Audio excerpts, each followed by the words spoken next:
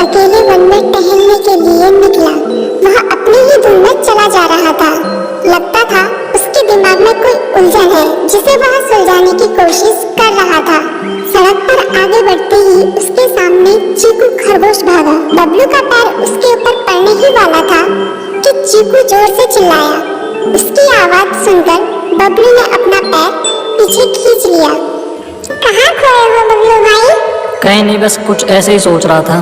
किस बारे में? तुम जानकर क्या करोगे? शायद मैं तुम्हारी कुछ मदद कर सकूं। तुम तो जानते हो आजकल वन में कितनी चोरियां हो रही हैं, पर चोर का कोई अता पता ही नहीं है। इस बात को लेकर वन के सारे प्राणी चिंतित थे। वे वहाँ खुद को सुरक्षित महसूस नहीं कर रहे थे। अरे चीकू भाई, हम मजबूर हैं। हम चोर को पकड़ ही नहीं पा रहे हैं। वह बहुत चालाक है और अपने काम को बड़ी कुशलता से अंजाम दे रहा है। कहीं कोई सबूत ही नहीं छोड़ रहा। हमारे राजा इस बात को लेकर बहुत चिंतित हैं। यही कारण है कि हम सब इस बारे में सोच रहे हैं। अब तुम मेरी इसमें क्या मदद कर सकते हो? मैं कुछ सोचता हूँ, हो सकता है मुझे कोई उपाय सूझ जाए। प्रयास करने में कोई हर्ज तो नहीं है। तुम ठीक कहते हो चीकू, लेकिन वन के गुप्तचर भी अभी तक इसका कोई हल नहीं निकाल सके। इतना कहकर वे चुप हो गई। बबलू की बातों ने चीकू को सोचने के लिए मजबूर कर दिया। चीकू को उदास देखकर बबलू बोला, तुम अपना मन छोटा मत करो। मुझे अच्छा लगा कि तुमने मेरी परेशानी को समझा। कभी मैं भी इस वन के लिए गुप्तचर का काम करता था। एक बार मेरी टांग टूट जाने से मेरे अंदर फुर्ती नहीं रही। तब से मैंने यह काम छोड़ दिया।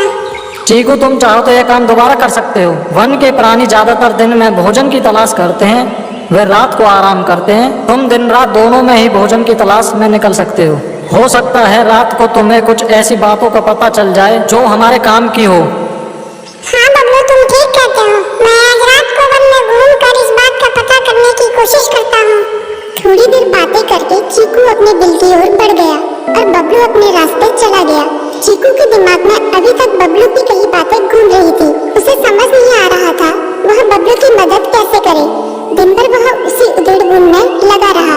शाम होते ही चीकू कुछ सोचने लगा और वह चुपचाप दिल से बाहर निकल आया। चीकू की पत्नी ने देखा तो बोली, इस समय कहाँ जा रहे हो? बाहर खतरा है। खतरा तो सुबह भी रहता है, लेकिन खतरों से डरकर हम भूखे तो नहीं मर सकते। मैं बाहर घूम कर आता हूँ। इतना कहकर चीकू रात को बिल से बाहर निकल आया। कुछ दूर जाकर उसकी नजर बंकू उल्लू पर पड़ी, जो कुछ ही दूरी पर था। वह पेड़ की डाल पर बैठा अपनी गर्दन चारों तरफ घुमा रहा था। वह तेजी से पेड़ की एक डाल से दूसरी डाल पर उड़ रहा था। बंकू की नजर उस पर नहीं पड़ी थी। कुछ सोचकर चीकू पेड़ के पीछे से बाहर निकलकर थोड़ी खुली जगह पर आ गया और वहां से बंकू उल्लू को देखने लगा। बंकू ने चीकू को अंधेरे में भी देख लिया, पर उसने उसमें कोई उत्सुकता नहीं दिखाई और अपनी गर्दन चारों ओर घुमाता रहा। चीकू बड़ी देर तक बंकू की हरकतों पर नजर रखे रहा। वह थोड़ी देर तक खुले मैदान में खड़ा रहा, पर बंकू ने उसे देखकर भी अनदेखा कर दिया। उसने महसूस किया कि बंकू के आसपास चमकू चमगादड़ भी मंडरा रहा था। कुछ देर वन में घूमने के बाद चीकू अपने बिल में लौट आया और सुबह होने का इंतजार करने लगा। अगली सुबह बबलू उसी रास्ते में जा रहा था। रास्ते में चीकू उसका इंतजार कर रहा था। आज बड़ी जल्दी आ गए बबलू। हाँ, आजकल मुझे चिंता की वजह से नींद नहीं आती। कोई नई खबर है क्या? यकीन से तो मैं नहीं कह सकता, पर मैं तुम्हें ऐसे प्राणी का नाम बता सकता हूँ जो शायद चोरों की मदद कर रहा है। कौन है वो? बंकू उल्लू। इतना कहकर चीकू ने रात की घटना उसे ज्यों की त्यों सुना दी। इसे सुनकर बबलू का माथा ठनका। बबलू की आंखें चौंधिया गई। तुम ठीक कह रहे हो। मुझे आज रात बंकू और चमकू पर नजर रखनी होगी। इतना कहकर वे दोनों अपने अपने रास्ते चले गए। बबलू रात को अपने साथियों के साथ बंकू पर नजर गड़ाए रहा। उसकी संदिग्ध गतिविधियों को देखकर बबलू ने उसे उसके साथियों चंकी और संकी लोमड़ के साथ पकड़ लिया। बबलू ने सख्ती से पूछताछ करनी शुरू कर दी।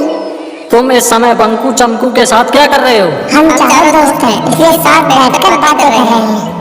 चमगादड़ और उल्लू की दोस्ती तो समझ में आती है, पर लोमड़ के साथ दोस्ती कैसे हो सकती है? सख्ती से पूछने पर दोनों ने अपना जुर्म कबूल कर लिया और सभी चोरियों के बारे में बताया जो उन्होंने कुछ दिन पहले वन में की थी।